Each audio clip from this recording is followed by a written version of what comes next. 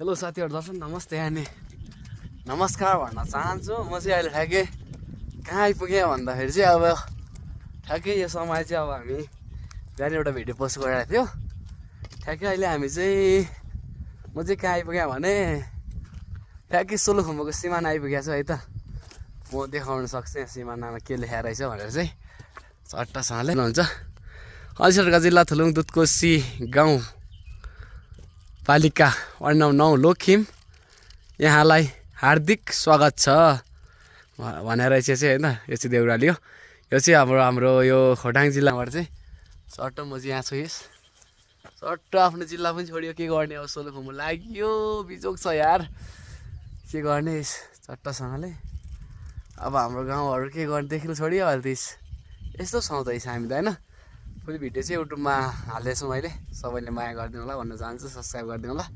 चट्टसँगले मेरो भिडियोहरू आइराख्ने हुन्छ। अब सोलुखुम्बुको यात्रा छ किनकि अब हामी एउटा भ्लग बनाउँदै मात्रै पनि हामी गएको सोलुखुम्बु चाहिँ हैन। सबैले माया गरिदिनु होला।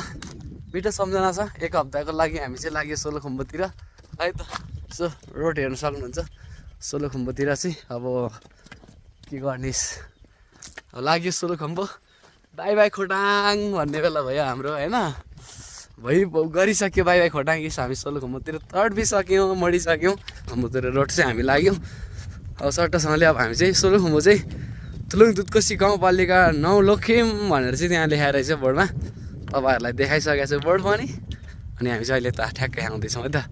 आई गो टु खोटाङको बाटो तिमी पनि जान्छौ र के मसँग आज सोलुखुम्बु तिमी पनि जान्छौ र। सो गाइज म चाहिँ आज सोलुखुम्बुमा आउँदैछु है त। सबैले भिडियो माया गरिदिनु होला। जस म चाहिँ अब आज खोटाङबाट सोलुखुम्बु आउँदैछु। सबैले मिठो माया गरिदिनु होला।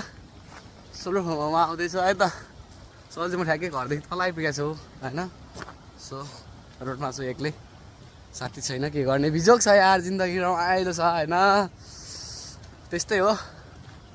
खोला खोला हिँड्दै जाँदाखेरि ढुङ्गे तरे आएछु, माया लाउँदै जाँदाखेरि देउराली डाँडा आएछु। सो गाइस भिडियोमा सपोर्ट र माया गरिदिनु है भाइ।